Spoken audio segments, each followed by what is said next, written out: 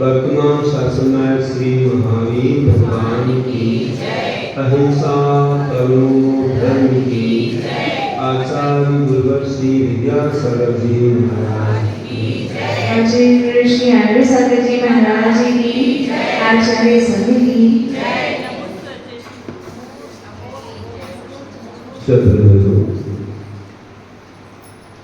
हम लोग अपना आत्म कल्याण करने के लिए धर्म की महिमा को समझ रहे थे। मुनियों के 10 धर्मों के समान हमारे भी धर्म हैं। श्रावक लोगों के धर्म मुनियों के धर्मों से कुछ अलग प्रतीत होते हुए भी सबका संबंध उन धर्मों से जुड़ा है। मैंने कहा था कि उत्पन्न समा मार्गव आर्डव सौ सत्य संयम अतस्त्याग आत्मसंयम सही है तो धर्म और श्रावकों के दान पूजा सीन मुग्यास सावयान सहोदर बनो। सिद्धांत शास्त्र में बताया कि श्रावकों के सावयान श्रावकों के दान पूजा शील और उपवास 4 धर्म हैं। प्रसिद्धि में बहुत कम आए हैं। सिद्धांत शास्त्रों में लिखे 4 धर्मों का पालन हर एक श्रावक को करना चाहिए और आगे वृद्धि करते करते यही अनुग्रह और प्रतिमाओं के रूप में हो जाते हैं। तो दान के बारे में समझ रहे थे। दान कितने प्रकार का होता है? तो कल समझा था 4 प्रकार का होता है। आहार विश्वदेवरना वास्य भैया बर्तन बढ़ते चतुरार्थ मंत्रेण चतुर्श कि आहार औषध उपकरण आवास रूप से 4 प्रकार के दान होते हैं। अभय दान, चारों दानों में अभय की रक्षा की भावना रहती है, गर्भित हो जाता है। और शास्त्रदान उपकरण नाम में गर्भित हो जाता है क्योंकि उसमें पीछे कमंडल और भी आते हैं। जितने भी धर्म में काम आने वाली चीज़ें हैं सब उपकरण दान में आती है। कल हमने आहार दान के विषय में समझा था कि आहार दान जो है प्रथम दान है और हमने राम लक्ष्मण सीता का उदाहरण सुना। गुप्ती से गुप्ती मुनिराज की कथा जो कि राम की कुटिया में के आहार हुए सुना था कल। और आज हम थोड़ा दान के बारे में और आगे बढ़ते हुए कल नवदा भक्ति बतलाई थी। सब करते ही हैं फिर भी नाम से कल लोग नहीं जानते हैं तो परिणाम अनुशासन पाप दर्शन पूजन मन शुद्धि भजन शुद्धि कार्य शुद्धि आत्म शुद्धि और नमोस्तु के रूप में कल समझा था। और प्रैक्टिकली रूप से एक उदाहरण भी हमने समझा था। और 7 गुणों से सहित होकर के दान देना चाहिए। कल कहा था कि 9 पुण्य प्रतिपत्ति शब्द गुण समारी तेन शुद्धि ने अब सुना रंगाना मारियाना निश्चित दानम कि 9 भक्ति 9 पुण्य उनको बोलते हैं। 9 भक्ति 7 गुण से होकर 3 प्रकार की शुद्धियों के साथ जिनमें पंच सुना छोड़ दिए से मुनियों को जो दिया जाता है वो दान। चलिए तो आज हम 7 गुणों के बारे में समझते हैं। 7 गुण कौन से हैं? 7 गुण श्रद्धा, तुष्टि, विवेक, अलोल, क्षमा, सत्य और भक्ति। उनको से श्रद्धा, पुष्टि, विवेक, अलोन, क्षमा, सत्व, भक्ति, इस सात गुण होते हैं। ये हर श्रावक के पास होना चाहिए। जो दाता रहता है, दान देता है, उसे 7 गुणों की बड़ी आवश्यकता है। इसके बिना वह विधिवत दान नहीं दे सकता। अब क्या होता है इसका? जैसे श्रद्धा, तो श्रद्धा वह है कि मुझे ये श्रद्धा है कि जिनको मैं दान दे रहा हूँ वे सच्चे हैं, वे सच्चे हैं, आत्मिक हैं। ये श्रद्धा, ये सच्चे मुनि हैं, या सच्चा कोई भी पात्र है। उत्तम पात्र मुनिराज, मध्यम पात्र आयिका, ऐलक, छोटक, छोटिका, प्रथमा नारी आते हैं। और जघन्य पात्र सम्यक दृष्टि, जो कि बीतला भगवान का भक्त है, कुछ किसी सलाही को नमन नहीं करता है, वो भी पात्र है, जघन्य पात्र है। मध्यम पात्र में सभी प्रथमाधारी और आयिका तक आते हैं, और उत्कृष्ट पात्र में उत्तम पात्र मिला जाते हैं। तीनों प्रकार के पात्रों को देना दान है, और ये दान महापुण्य का कारण है, अक्षय पुण्य का कारण है। चक्रवर्ती इंद्र जैसे बनाने वाला है, और तीर्थंकर तक बनाता है, क्योंकि 16 भावनाओं में वैयावर्त कर्ण भावना है, और कहा है कि दानम वैयावर्तम धर्माय तपोधनाय पुण्यदे अनपेक्ष तो पिचारो पपली मंगला ने कर इसका अर्थ में बताया। तो दान देना वैयावर्ती, और वैयावर्त करना से तीर्थंकर करते हैं।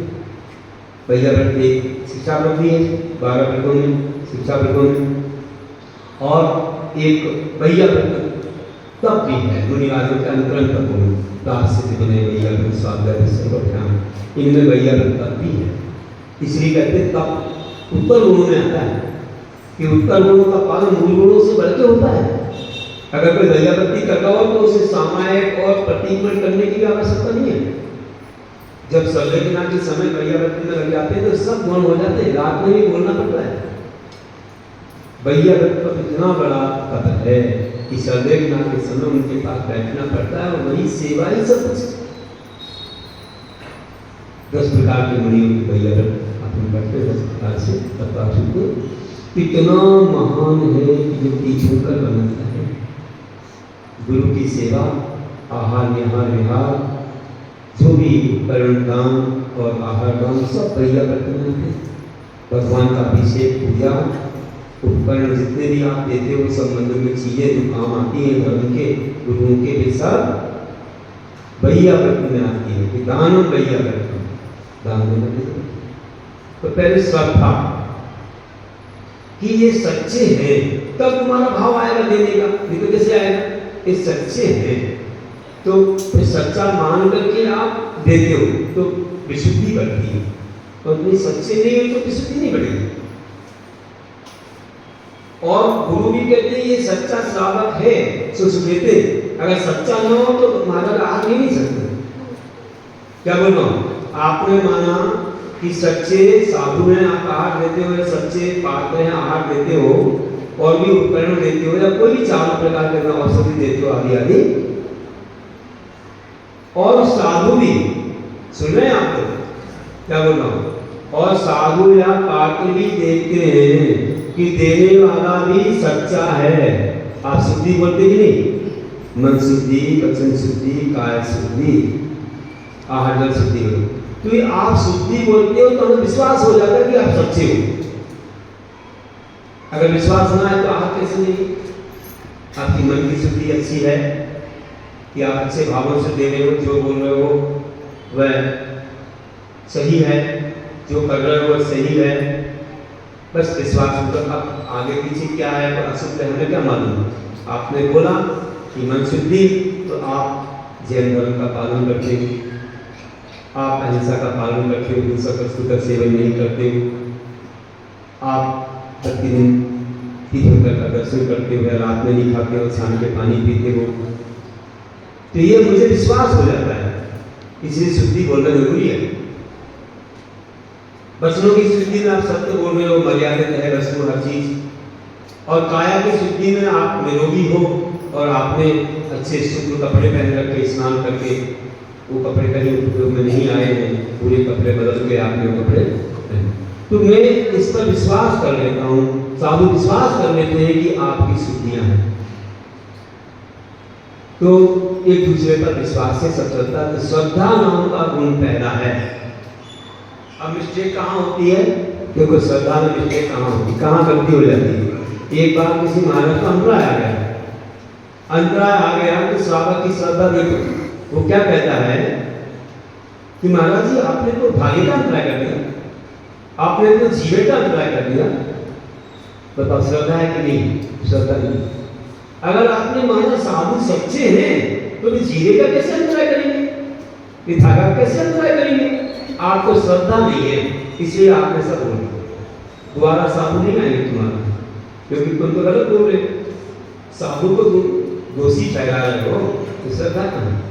अब तो ये बोलो हे महाराज जी देखो हमारा कितना प्रमाण है, या हमारी असावधानी है कि आपको अंतराय आ गया, एक क्षमा कीजिए, आगे से हम सावधान रहेंगे, आपकी तपस्या में कुछ भी ना आया और आगे हम सावधान रहेंगे, हमारा कर्म निकल जाए, ऐसा कोई हमें उपाय बता दीजिए, कोई थोड़ा थोड़ा प्रायश्चित नहीं हो, कुछ नियम दे दीजिए।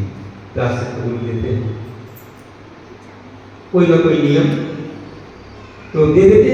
शिष्यगणों को कहते हमारे गुरु से आपको नियम दे दो, थोड़ा पुण्य बढ़ाने के लिए, हमारा पुण्य पतला है इसलिए ऐसा हो गया। पुण्य तो था तो आग देने के लिए हम आए, तो हमने इतनी सारी क्रिया की, इतना भाव बनाया, पुण्य नहीं था ऐसा नहीं है, और उस भाव से पुण्य तो मिला है आपको आगे भी, लेकिन कुछ कमी रह गई पुण्य में कि दानांतर कर्म का हमारे लिए आज फल मिला। समझो कि दानांतर कर्म का क्षय उपशम नहीं था, इसलिए पूरा आहार नहीं हो पाया। मुनिराज का भी हो सकता है, लेकर के कोई बात नहीं, हमारा भी लाभांतर कर्म हो सकता है।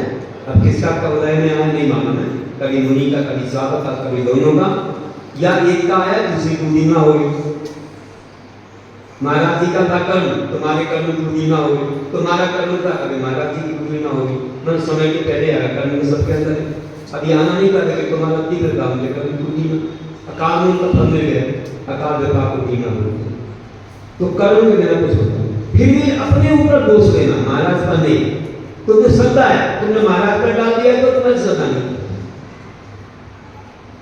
कई लोग गुस्सा करने लग जाते, दूसरों को भी डांटने लग जाते, तो व्यवहार नहीं लगाना चाहिए। बोलो सावधानी से देना, आराम से सोच करके देना चाहिए, जल्दी नहीं करना चाहिए, चौके वालों से पूछना चाहिए, उनको पहले मौका देना चाहिए, आदि ऐसा बोलना चाहिए। व्यवहार नहीं बिगाड़ना। आज तुम उनके यहाँ गए हो, कल तुम्हारे यहाँ जाए, तब उनको व्यवहार अलग करेंगे। चलिए तो श्रद्धा हो गई, और इसके बाद तुष्टि। तुष्टि मतलब संतोष। कैसे संतोष? उदाहरण के लिए कि आप खड़े हो और महाराज नहीं आए, कोई पात्र नहीं मिले, अरे हमने इतना सारा बनाया, सब किया, हमारा तो बेकार गया, तो संतोष नहीं करना है। ये सोचो कि आज हमारा पुण्य नहीं बचा, हम उपयोग करेंगे, आज हम सुधार करेंगे और किसी को भी करा सकते हैं, लेकिन आज कर्म हमारा नहीं बचा, तो संतोष। और थोड़ा हुआ, ज्यादा हुआ, कुछ लाभ मिला नहीं मिला, संतोष रखिए अपने कर्म का फल। विवेक, कौन से काल में क्या देना चाहिए, ठंडी में कैसा देना, बरसात में और गर्मी में कौन सा आहार देना चाहिए, किस पर क्या देना चाहिए, कई बार बमन हो जाए, कई बार स्वास्थ्य खराब हो जाए, बात प्रकोप तो हो जाए, लेकिन सब चीजों का ध्यान रखना चाहिए। इसको बोलते विवेक। और भी किस पदार्थ की क्या मर्यादा है, वो भी ध्यान रखें, किस पर क्या देना, और अपने हाथ वगैरह हम कहाँ लगा रहे, जमीन पर लगा रहे कि बालों में लगा रहे, कपड़ों में हाथ धोना चाहिए, सोदा का ध्यान रखना चाहिए, पशुओं को ढांक के रखना चाहिए। सब चीज़ों की ये जो है ना हमारी जानकारी, यही है विवेक। प्रासुक अप्रासुक का ध्यान है तो विवेक हमारे लिए, और किस पर क्या देना है तो हमारा विवेक है। मान लीजिए तुमने दूध पर खटाई दे दी, उल्टी होगी तो क्या करें? आपने सांस और गन्ने का रस एक साथ दे दिया, उल्टी होगी तो क्या करोगे? तुमने खट्टा और मीठा आम एक साथ दे दिया, प्लस माइनस होगा, उल्टी होगी तो क्या करोगे? तुमने दही के साथ, छाछ के साथ तुमने दाल चला दी, क्या दाल वाली चीज चला दी तो दुगल हो गए। तो बहुत सारी चीजें ध्यान रखनी होगी। कब कैसा इस काल में देना है, ये विवेक है। पानी चलाया नहीं, आहार चलाते तो महाराज जी तो बोले अरे महाराज पानी क्या पीना है, आहार कीजिए। अरे पानी को उनको तो एक ही बार लेना है ना, जो आहार किया उसको पचाने के लिए पानी भी चाहिए। उनको गला सूखेगा, खट्टी डकार आएगी, तो हमारा मना करे कि सुन लो पानी को चलाओ। पानी में क्या होता है, पानी में सब होता है, आधा पेट भोजन दुगना पानी पी, तिगना श्रम चौगनी हंसी बस 700 जी, 700 वर्ष जीना हो तो आहार से दुगना पानी पीना, श्रम करना पड़ता है और प्रसन्न रहना पड़ता है, तो सफाई हो जाती है। ऐसा कहा गया, तो हम लोगों को जानना चाहिए। हमने सम्यक ढंग से बनाई है, उसमें सब अपने काव्यों में पूर्ति किए हैं, तो उनको जानना। तो बोल रहा था कि श्रद्धा, दृष्टि, विवेक, अलोल। अलोल क्या है? अलोभता, मतलब लोभ नहीं होना। जैसे आहार देते हो तो लोभ आ जाता है। सामग्री तो बहुत सारी रखी है, बनाई है, लेकिन ये आ जाता कि सब देना है क्या, सब महाराज को ही दे देंगे क्या? तो पेट कितना बड़ा है, कितना खाएंगे, कितना खाएंगे बताओ? 24 घंटे में एक बार लेना है, अच्छे से लेंगे तो अच्छी तपस्या भी करेंगे ना, विहार, स्वाध्याय, जब तक सब करेंगे। और लोग आ गया और इतनी मत चलाओ, बचा के रख लो, देखेंगे बाद में देखेंगे। ऐसा के लोग आ रख देते हैं आहार वाले, अरे इतनी चलाई नहीं हमने, तो सामने लाओ, पास में लाओ, तब ना बात दिखाओ उनको। अब जिस समय तुम बताने लाए उस समय नहीं लेना उनको, किसी पर लेने से गड़बड़ हो जाता है तो अपन फिर बाद में दिखाओ, थोड़ी देर के बाद दिखाओ, निवेदन करो, ध्यान रखो। अब तुम्हें ढकने लगी, कोने में लग रही, हो जाता तो क्या मतलब है? और फिर दे रहे तो बचाने की भावना, लेकिन थोड़ा कर रख दो भैया, रख दो तो क्या मतलब? अपन तो 10 बार खा लो और बना लो, सब कर लो, लेकिन महाराज तो नहीं बात, या पानी मिला लो उसमें, या कुछ कर लो उसमें, गलत बात है। इसका नाम लोभ है। अलोभ का गुण होना चाहिए कि और दीजिए, मैं और दीजिए, बहुत सारी महाराज, बहुत सारी आपको दीजिए, ऐसे भाव आना चाहिए। इसको बोलते हैं अलोभता। इन्हीं के बाद मना कर दे, रख दिया तो रख दिया बस। अरे अभी मना कर रहे हैं क्योंकि अभी उस पर लेना नहीं है, किसी पर देने से कोई गड़बड़ हो जाएगा, इसलिए बाद में अपन पूछ सकते हैं। तो ऐसा तो अपन को लोभ वृत्ति नहीं होनी चाहिए, अच्छी भावना सबकी भक्ति से करना चाहिए। फिर इसके बाद कौन सा आता है? श्रद्धा, तुष्टि, विवेक, आदर, क्षमा। क्षमा ये है कभी किसी से गलती हो तो क्षमा कर दो, गुस्सा मत करो, क्रोध मत करो, लड़ाई झगड़ा मत करो। अंतराज आ गया, पूरे घर को डांटने बैठे, तुमने ऐसा कर दिया, तुमने ऐसा कर दिया, तुम आ गए, जल्दी मचा दी, ये हो गया, वो हो गया, आते तो नहीं पहले से बाद में आ जाते हैं और सब करा जाते हैं, ऐसा ऐसा सब कहने लगे। अब बताओ इसका क्या प्रभाव पड़ेगा? सबको और दुख होगा, कसार बढ़ेगी, तो अच्छा नहीं है। ये सोचो आज हमारा कर्म का उदय था, धीरे से समझा भैया को सोच कर देना चाहिए, जल्दबाजी नहीं मचाना चाहिए। महाराज जी को 24 घंटे अपना तप करना है, आप लोग सावधानी करते हो, थोड़ा ध्यान रखना चाहिए। लाइन से आओ, क्रम से दो, थोड़ा देर दूर हो जाओ, शोभन करो, आदि आदि ये सब उनको समझाना चाहिए, विवाह नहीं लगाना चाहिए।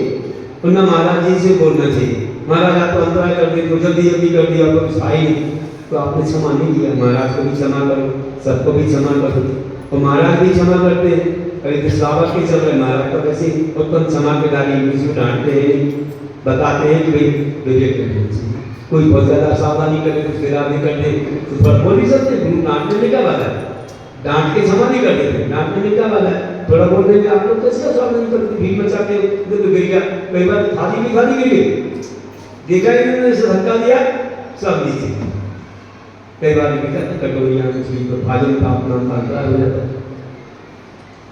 इसलिए ध्यान रखना पड़ता है। और इसके बाद सत्य, सत्य है। सत्य क्या है? अब महाराज पूछ रहे हैं कि भैया ये पानी कौन सा है, मानो अब सारी मतलब कोई क्या है, कोई भी पानी दे दिया बोरिंग कर देते, तो दूध कैसा है मान लीजिए, अब इतनी ज़्यादा तो मौन रहता है, कुछ भी नहीं, तो भाई तो अगर आपने शुद्धि बोल दी तो विश्वास है ही, तो ज़्यादा पूछते हैं, पानी पूछते हैं, दूध पूछते हैं, क्योंकि आपने शुद्धि बोली तो विश्वास है। क्योंकि कोई चीज़ के बारे में ऐसा लगता है, पानी दूध को दूध से दिखता नहीं है, देखो कोई चीज दिखती है ऐसी, जैसे आप सौंप लेके आए, आप जीरा लेके आए, तो पूछना पड़ता है प्रासक है कि नहीं, फिर गर्म किया उनको देना, आप प्रासक वस्तु नहीं देना, कोई बीज वगैरह कोई भी चीज है तो आपको बताना चाहिए कि ये प्रासक है, और नहीं है तो मत कहो, झूठ मत बोलो। किसी को बेसन नुकसान करता है और तुम कहो नहीं महाराज जी तो आटा है दे दिया बेसन, अब क्या होगा, हमारा महाराज को नुकसान करता था, अरे महाराज देंगे नहीं इसे तुरंत ऐसा बोल, तो ये झूठ है।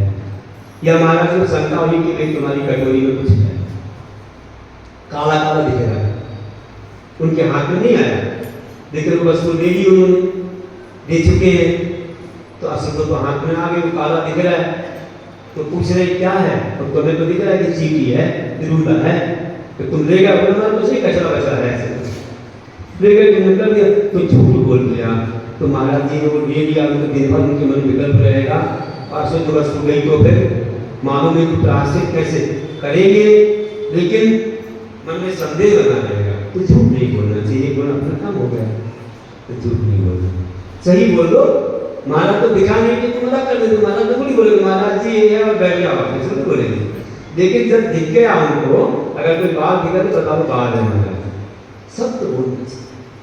जैसे वैसे तो महाराज जी देखते नहीं है, वे तो ये अपनी अंजलि देखते हैं, लेकिन अचानक बहुत ज्यादा रहेगा, ये जरूरी दूसरे का पाप देखना, लेकिन जब देने लग जाए तब देखने पर क्या दे रहे, यहाँ तो देखते नहीं किसी को, लेकिन फिर भी कभी अचानक दिख जाए तो अपन को सत्य बोल देना चाहिए। ये 7 गुण कौन से, अभी एक और है भक्ति, तो श्रद्धा, पुष्टि, विवेक, अदौल, क्षमा, सत्य और भक्ति। भक्ति क्या है कि लोग आहार देते हैं या कोई भी दान देते हैं तो उनको खुशी नहीं लगती है, भाग पूर्वक दे रहे हो, जैसे कोई जबरदस्ती में दे रहे हो, आनंद लगना चाहिए कि हाँ प्रसन्नता से दे रहे हो। परगाने खड़े होंगे कैसे खड़े हो जाएंगे, जैसे कोई खंबा खड़ा हो, टूटी जैसे खड़े हो जाएंगे, हे स्वामी नमस्ते, और एक कोई बोलेंगे हे स्वामी नमस्ते, ऐसे झुक झुक करके बोलेंगे, उनकी भक्ति देखो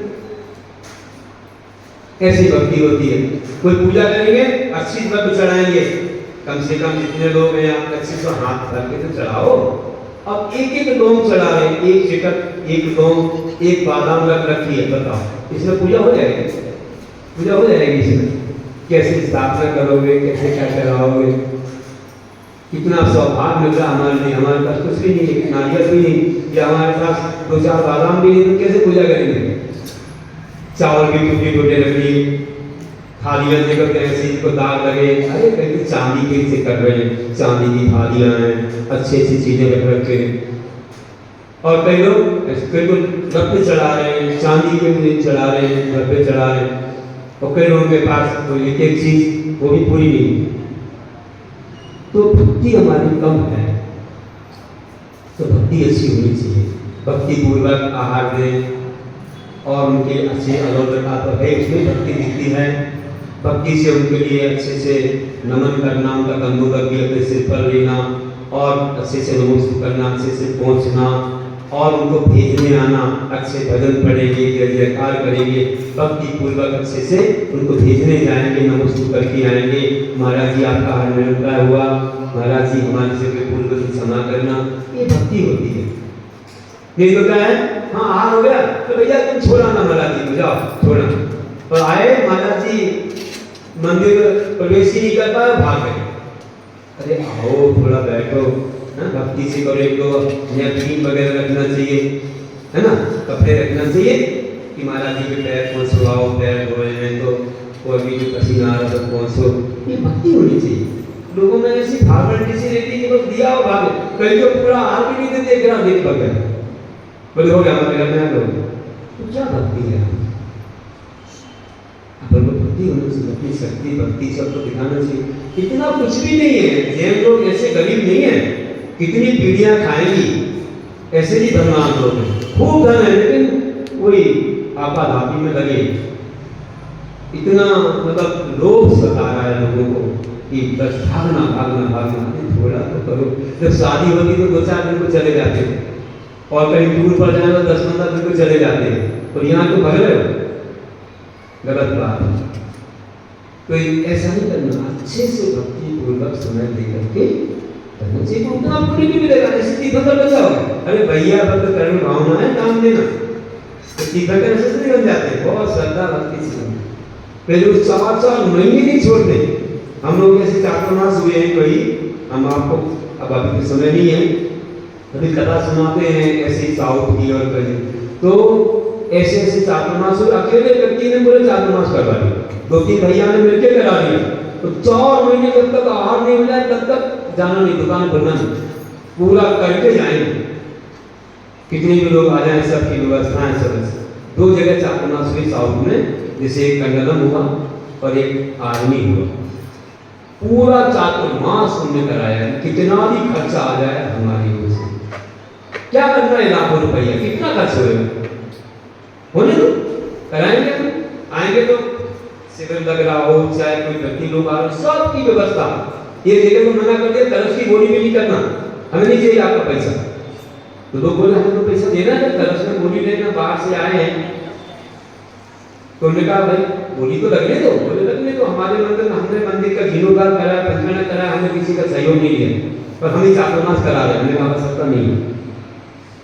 अरे गोली तो लगने दो, कहाँ जाएगा पैसा, हम तो मंदिर हम समाज। तो हमने उदाहरण दिया कि ऐसा है, उनको बताया कि दान देने को मना करने से दान अंतराय करने का बंद होता है, गोली लगने दो, आपको पैसा नीचे क्षेत्र पर चला जाएगा, ये पौन नहीं वहां चला जाएगा, कोई भी आश्रम करेगा, लेकिन गोली लगने दो, उनकी भावनाएं हमें इस तरह। तब उन्होंने माना, ठीक है। हमने कहा आहार को मना नहीं करना, कोई चौका लगाने आए तो जगह भी देना पड़ेगा।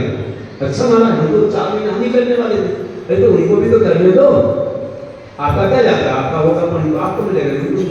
ऐसे लोग हैं आप बताइए, बहुत विशेष, मतलब लोग ऐसे धनवान लोग या जिनका पुण्य है। आर्मी में एक जगह और 4 मास हुआ था।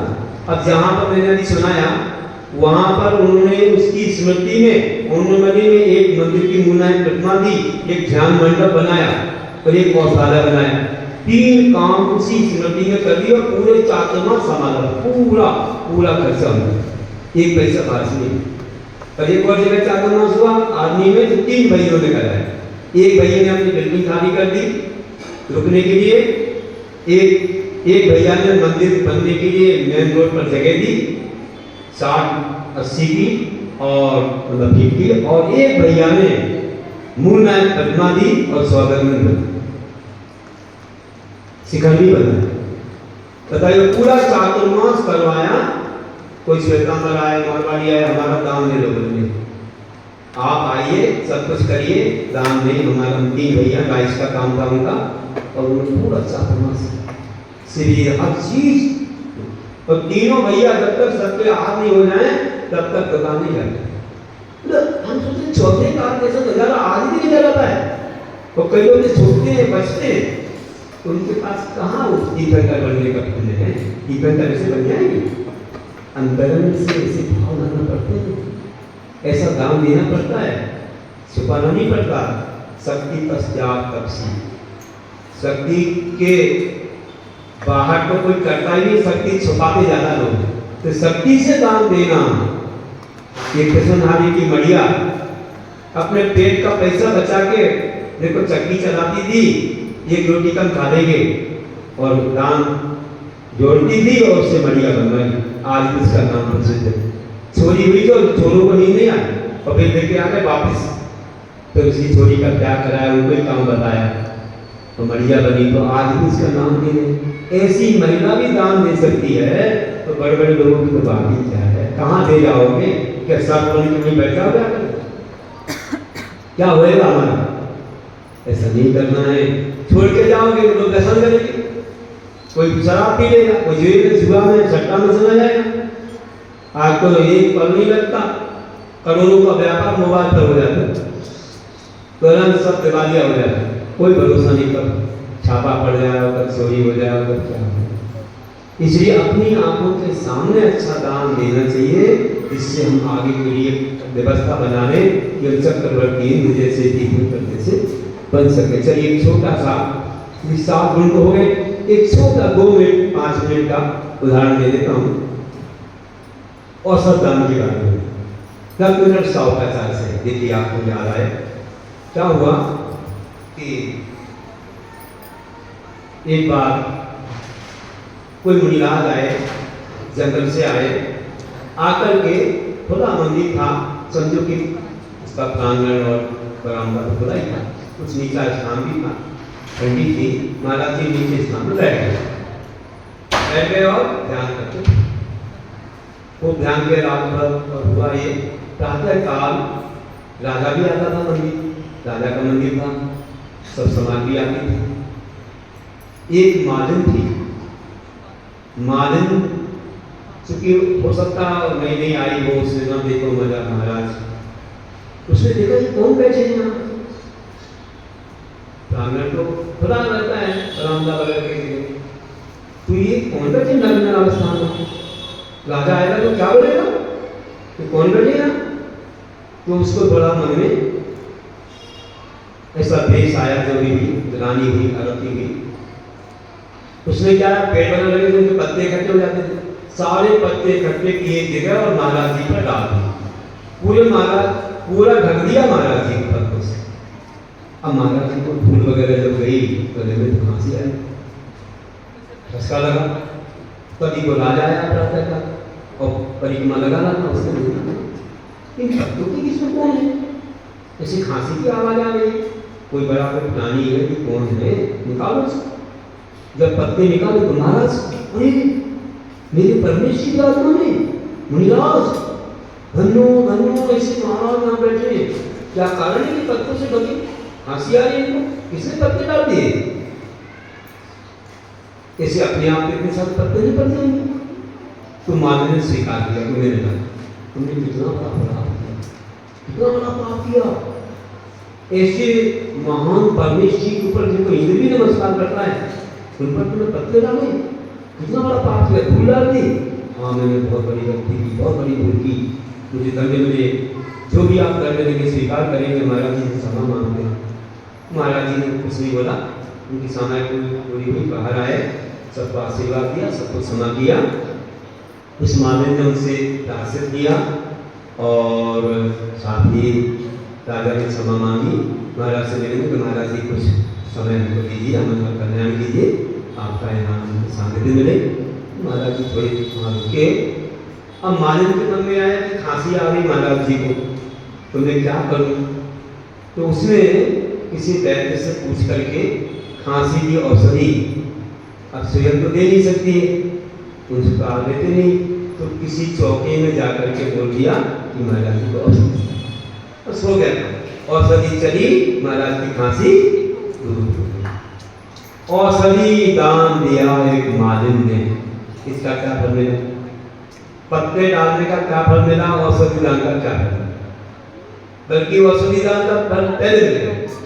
कैसे मिला, अब चूंकि सम्यक दर्शन तो थी नहीं, अगर सम्यक दर्शन होता, मातृ का धरती होती, तो वह पुनः नारी पर्याय में न जाती, मनुष्य पर्याय में ना, देव पर्याय। हुआ है कि जब उसका मरण हुआ तो वह एक सेठ की पुत्री हुई, एक सेठ की पुत्री हुई और बहुत अच्छी रूपवान भी हुई। और देख लो बचपन से उसके पास वह शक्ति आई कि वह किसी जल को छू ले और वह किसी को दिया जाए, लगाया जाए तो उसका रोग सर्वौषधि शक्ति उसे प्राप्त है। सर्वौषधि शक्ति प्राप्त हुई कि छूते ही वह जल भी औषधि बन जाए। ये हो रहा पता लोगों के रोग ठीक हुए। एक बार क्या हुआ कि राजा कहीं गया था सेना लेकर के किसी और राजा के सामना करने में, तो कुछ ऐसा कुछ हो गया, क्या दे दिया किसी ने, उसको भयानक रोग आ गया। वो रोग ठीक नहीं होना था बहुत दिनों तक।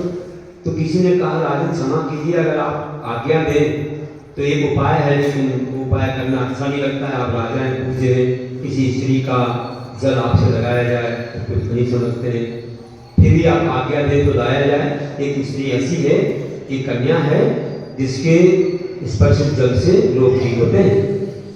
तो राजा ने विचार किया, बोला ठीक है, प्रजा की रक्षा करना है, लाओ, अगर लगा बोला ठीक है, अच्छा है। तो लाया राजा, जब लाया और लगाया तो राजा का रोग ठीक हो गया। तो राजा ने कहा उस कन्या को मुझे देखना है। उस कन्या को बुलाया, सेठ जी आए, कन्या को लेकर के देखा तो रूपवान कन्या है, बहुत गुणवान कन्या है। तो भाव प्रकट किया।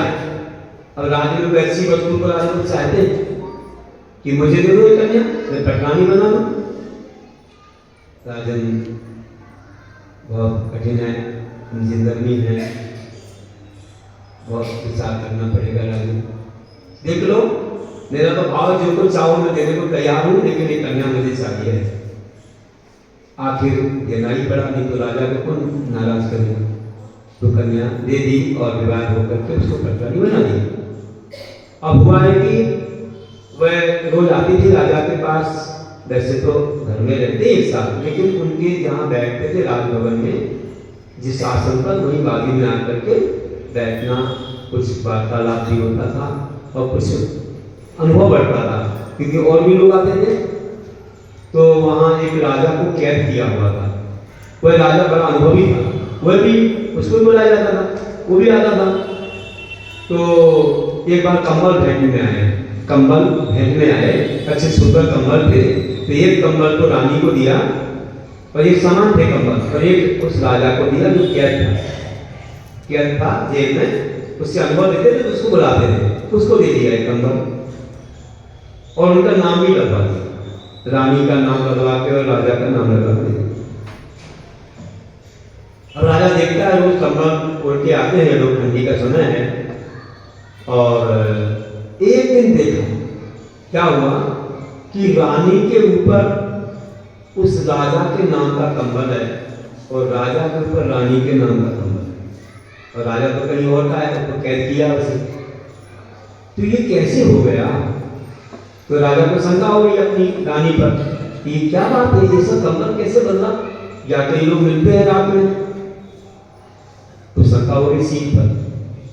तो कहा एकदम आप बबूला हो गया राजा। ऐसी मन में ऐसी बात आई कि अरे हमारे साथ कुछ छल हो रहा है, दोनों को बांधो और बांध करके गहरे पानी में फेंक, उस राजा को भी और उस रानी को भी। आगे दे लोगों ने बांध दिया, बांध करके जो राजा गिरा गया और पानी में जैसे फेंका, क्योंकि बस क्योंकि इनके पास तो सीट था, कोई दोस्त तो था नहीं। देवों ने उनको ऊपर उठा आसन पर बैठा दिया, इसे तापिहारी करते ऐसा करने जय जयकार की। राजा को मालूम पड़ा, राजा भागता गया, जाके क्षमा मांगी और फिर से अपने महल में ला रहे थे। बीच में महाराज जी मिल गए। तो महाराज जी से पूछा, तत्काल शिलानी होते थे महाराज को, अवधियानी मंत्र। तो रानी ने पूछा, है गुरुदेव क्या पाप कर्म का उदय है? कौन सा पाप कर्म का उदय है कि मेरे शिव रहते हुए भी मेरा नाम सब जगह बदनाम हुआ, पूरे जगत में मेरे शिव पर दोषारोपण हुआ? कौन सा पाप कर्म का उदय? और ये कौन सा कर्म है कि मुझे बचपन से ही, जन्म से ही ये सर्वशक्ति शक्ति प्राप्त हुई कि मेरे स्पर्श जल से सबसे लोग ठीक होते हैं। एक तरफ इतनी बड़ी शक्ति और एक तरफ शिव पर आभार। तो महाराज जी ने बोला, सुनाता हूं कि पूर्व जन्म में तुम एक मालिन थी। मालिन अवस्था में रहते हुए मुनिराज का आगमन हुआ था और तुमने कैसे पत्थरों से उनको ढक दिया, सब वो ऊपर धूल वगैरह डाल दी, उनको खांसी आई। तुमने जो औषधि दी थी, उस औषधि दान का फल पहले मिल गया कि जन्म लेते ही तुम्हें सर्वौषधि शक्ति प्राप्त हुई। और तुमने जो धूल डाली थी उसका फल अभी मिला कि तुम्हारे सीट पर अपवाद हुआ। जो मुनिराज पर धूल डाली उसका फल मिला कि तुम्हारा सीट दूषित हुआ, वैसे नहीं हुआ लेकिन अपवाद के रूप में हुआ, लेकिन फल तो मिलता ही है। तो मुनिराज निर्दोष होते हुए तुमने धूल डाली, ऐसे तुम भी निर्दोष हो, तुम्हारे ऊपर अपवाद की धूल पड़ी है।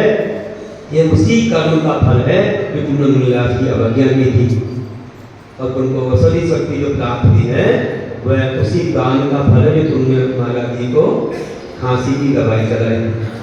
एक छोटी सी खांसी की दवाई चलाने से कितना बड़ा फल होता है। तुम तो रोज ही चलाते हो, रोज ही देते हो, कितना फल मिलेगा विचार करो। मतलब दान का इतना बड़ा फल। उसका नाम था, क्या नाम था? ऋषभ सेना। ऋषभ सेना नाम था उसका, महिला का। आप उदाहरण करते श्रावकाचार्य में किसी सेन ऋषभ सेना कौंडिन्य सा सूत्र गोस्वामी था भैया भट्ट सैक्य चतुर्विकल्प स्मरण करते। चार दान मतलब भैया के चार उदाहरण दिए। श्री सेन राजा आहार दान में, औसत दान में ऋषभ सेना महिला, और उपकरण दान में कौंडिन्य मुनि। ये ग्वाला था ना जो पहले उसने दान दिया था, 700 दान का कौंडिन्य मुनि। और चौथा सूकर, जंगली सूकर ने महाराज जी की रक्षा की थी गुफा में, आवास दान दिया था, अपना स्थान दिया और जाकर खाने को आ रहा था तो उसे रोका और मरण हुआ तो इस स्वर्ग में सब। विचार करिए चार दानों का। श्रीशैल राजा कैसे बन, श्रीशैल राजा को क्या फल मिला था? उनने जो आहार दिया था उससे उनकी वैयावत भावना से तीर्थंकर बने, शांतिनाथ तीर्थंकर बने थे। शांतिनाथ तीर्थंकर आहार दान। आप सावकाचार्य पढ़ी पूरी कथा सुनिए। तो ऐसे चक्रवर्ती बने और तीर्थंकर बने। तो बंधुओं दान की इतनी बड़ी महिमा है, ये शास्त्रों में गाई है। तो हम लोगों को ये सब ध्यान रखना चाहिए। साथ में बताता हूँ कि शुद्धियों का भी ध्यान रखिए और अपना प्रकरण पूरा हो रहा है। एक तो कुल शुद्धि, ये मनोचिंता की शुद्धि तो अपन ने केवल देखो कुल शुद्धि। कुल शुद्धि मतलब जिस कुल में किसी ने मांसाहार नहीं किया हो, कोई भी अशुद्ध वस्तु नहीं खाई, ऐसे कुल वाले ही आहार दे सकते हैं। इसमें नीच कुल वालों से आहार नहीं लेता लोग, अपने उच्च कुल वाले जैसे जैन है। अब कोई श्वेतांबर भी अगर बन जाए दिगंबर जैनी को श्रद्धाचरण से भी ले सकते हैं। कोई ब्राह्मण, कोई वैष्णव अगर वे जैन धर्म का पालन करने लगे तो उसको नहीं लगे, तो कभी खाते नहीं ऐसी चीजें। तो यहाँ तक पे हो सकता है जिस महाराज जी का जैसा नियम हो। कोई जैन जैन नहीं लेते, अपने में नियम लेते। कोई लोग जैन बन जाए अगर किसी को नहीं तो उनसे ले सकते हैं, अपना अपना नियम। जिस महाराज का जैसा नियम ध्यान रखना चाहिए। तो उच्च कुल होना चाहिए। कुल शुद्धि एक, इसको पिंड शुद्धि भी बोलते हैं। पिंड का आहार जो बचपन से ही शुद्धता से कर रहे हैं वो पिंड शुद्धि होगी। और दूसरी शुद्धि है, इसको अपन लोग कौलिक शुद्धि भी बोलते हैं, पिंड शुद्धि, कौलिक शुद्धि वगैरह। और दूसरी है शारीरिक शुद्धि, मतलब निरोगी काया और स्नान किया हो और वस्त्र वगैरह शुद्ध पहने। और तीसरी आहार शुद्धि, मतलब स्वयं भी वो शुद्ध भोजन करते हो और रात्रि भोजन आदि त्याग हो आदि, और जो आहार दे रहे हैं वह भी शुद्ध मर्यादित होने से। तीन प्रकार की शुद्धियाँ होनी चाहिए। अब आजकल आप लोगों को नहीं मालूम पड़ता है कितनी चीज़ें ऐसी आ गई हैं, अगर आप गलती करते हो तो आपको पूरा पुण्य नहीं मिलेगा, बल्कि कुछ नहीं मिलेगा, 200 लगेगा, हमारा जी तपस्या नहीं पड़ेगी। ऐसी चीज़ें खा रहे हैं। बाजार की चीज़ों में, आजकल की बाजार की बनी हुई चीज़ें हैं ना, उनमें क्या मिला है? यूरोप ने क्या किया कि ग्रीन सिंबल के साथ बाल, पंख, सींग, नाखून, चर्बी, अंडे की जल्दी ये डालने के बाद भी उसको शाकाहार मान लिया और ग्रीन सिंबल लगा। यूरोप में कोई भारत ने स्वीकार कर लिया कि ये नॉनवेज नहीं है, तो डर रहा, धराडर से कर रहा है उसमें, और उसमें ग्रीन सिंबल लग रहा है। पर आप सोचे शाकाहारी है, उसमें बाल, पंख, सींग, नाखून, चर्बी, अंडे की जल्दी डाल रहे हैं, फिर भी उसमें ग्रीन सिंबल लगा रहे हैं, तो शाकाहार नहीं है। इसे विश्वास मत करना। 3 नंबर है तो कोड नंबर, उससे मालूम पड़ता है कि इसमें नॉनवेज मिला हुआ है। तो सर्च करना पड़ेगा गूगल पर, आपको मेरे पास पुस्तक है, जानिए, उसमें पूरा दिया है कौन सी वस्तु कैसे बनती, क्या क्या मिला रहे हैं। और अगर आप विशेष जानना हो ना, तो जो खाद्य पदार्थ बना रहे हैं ना, उनमें कुछ ऐसी चीज़ें, बहुत खतरनाक चीज़ें हैं, जो चीज़ें हिंसक भी हैं और बहुत खतरनाक केमिकल डाले जिनसे कि कैंसर आदि होता है। उसकी एक पिक्चर बनाई गई है, एक मूवी ऐसी बनाई है, वह गूगल से सब लेके वीडियोस गवर्नमेंट ने डाले, उसको मिला के पिक्चर बनाई। एक बच्ची की कहानी, उसको कैसे कैंसर हो, और उस पिक्चर में आदिनाथ भगवान बड़े बाबा, बाहुबली, अपने आचार्य का भी फोटो, और उसमें पूरा बता रहे हैं कि कैसे इस देश की धरती सोना उड़े आदि भजन पूरा बनाई है, कैसे बनाते फैक्ट्री में ये फास्ट फूड वगैरह और कैसे केमिकल्स डालते हैं आदि आदि का वर्णन उसमें है। तो आप लोगों का देखना हो, मन हो, तो यहाँ उसकी व्यवस्था बनाई जा सकती है। हमारे संघ में ये दिखाते भी हैं और उन्होंने इस पर मेहनत भी की है बहुत अच्छी। आधा घंटे की पिक्चर है, आधा घंटे की आपको देखना हो तो देख सकते हो। हमें बैठना जरूरी नहीं है क्योंकि हमें तो वैसे ही मालूम है, हमें तो देख लिया। अब आप लोगों को देखना है, हमारे संघ में व्यवस्था बनाई गई बैठने वगैरह। तो अगर आपको देखना हो तो अपने बच्चों को भी लाइए, आप भी आइए। शाम को कई जगह भी चंदननगर में दिखाएंगे, जहाँ भी हम लोग जाते हैं वहाँ दिखाते हैं, प्रोजेक्टर पर बड़े पर्दे पर दिखाई जाती है। तो शाम को गुरु भक्ति होने के बाद ये दिखाई जा सकती है। आधा घंटे में हो जाएगा काम। क्या चाहते हैं यहाँ के लोग देखना? चाहते हैं? बच्चों को दिखाना चाहते हैं? बहुत अच्छा, हाथ लगाओ। अच्छा, हाथ लगाओ। कौन कौन देखना चाहते हैं? हाथ लगाओ। बहुत अच्छा है। तो आप शाम को कितने बजे? 6:30 से 6:45 बजे आना है। गुरु भक्ति के बाद इस साल को भी जो दिखाते हैं लोग सामायिक करते हैं, उनकी प्रतिमा है तो अपन को जल्दी कर लेना। तो शाम को आप आइए, सबको लाइए और सबको समाचार दीजिए कि सबको आना है, देख लेना। कुछ नहीं करना, बस देखना और क्या करना है। आधा घंटे देख के आप चलेगा, हो गया काम। तो आज ज़्यादा कोई प्रश्न वगैरह नहीं करेंगे, केवल भक्ति कर लेंगे और शुरू हो जाएगा। ठीक है ना? तो आज रख देते, हो जाएगा ना? आज काम हो जाएगा। इन लोगों के पास थोड़ा सा यहाँ है ना?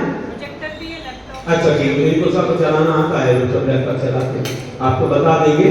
और वह और साथ में आपको और भी कई अहिंसा के वीडियोस जैसे रेशम के बारे में, नेपाल के बारे में, अलग दूसरी जगह में और भी कई चीज़ों के बारे में है। वो अगर आपको देखना हो, और ध्यान के भी कई वीडियोस हैं, ओम योग ध्यान आदि आदि शिक्षा के वीडियोस हैं। और इसके अलावा जितने भी प्रवचन होते हैं अपने कई शास्त्रों पर, उनके वीडियो से श्लोकाचार, वर्ग संग्रह, श्लोक, देश तत्वार, सूत्र और भी बड़े समाचार करके वो आपको देखना हो तो कहाँ मिलेंगे? थोड़ा बता देना है अभी। तो अंत करता हूँ मैं कि जीवन को महान बनाने के लिए हमें अहिंसा का पालन करना होगा। अपना पुनः जैन धर्म प्राप्त हो अगले जीवन में। ऐसा ना हो कि जैन धर्म ना मिले। अगर कुछ नहीं ऐसा हो गया तो जैन धर्म नहीं मिलेगा। फिर अपन को अहिंसा का ध्यान रखना है। अगले जीवन में हमें साक्षात भगवान का दर्शन भी उपदेश से मिले। इसे सब लोग हाथ जोड़ो, ऐसे हाथ जोड़ लो कि हे महाराज जी, हे भगवान, हम सबको अगले जीवन में पुनः जैन धर्म पाना है। साक्षात बोलो ना, जोर से बोलो, साक्षात तीर्थंकर का दर्शन करना है, समुद्र पाना है। हे गुरुदेव आशीर्वाद दीजिए। हम पंचपरमेश्वर की शरण में जाएंगे, सरकारी शरण में जाएंगे, अहिंसा का पालन करेंगे, मद मधु मांस का सेवन नहीं करेंगे, हिंसक वस्तु का सेवन नहीं करेंगे। हमें आशीर्वाद दीजिए। तो पक्का है कि आपको, अगर आपने दिल से बोला है तो कोई ऐसी वस्तु नहीं खाएंगे जिसमें नॉनवेज है, तो आपको जैन धर्म मिलेगा। अगले दिन गारंटी से आपको विदेश क्षेत्र में श्री मंगला के दर्शन, उनका तीर्थंकरों का दर्शन जरूर मिलेगा। ऐसा मेरा मंगल आशीर्वाद है। आचरण शैतान को इंसान बना देता है, मानवी विज्ञान को इंसान बना देता है। और सच कहा करता हूँ कि मोक्ष मार्ग की सीढ़ी पर चढ़ने से त्याग इंसान को भगवान बना देता है, त्याग इंसान को भगवान बना देता है। वही महावीर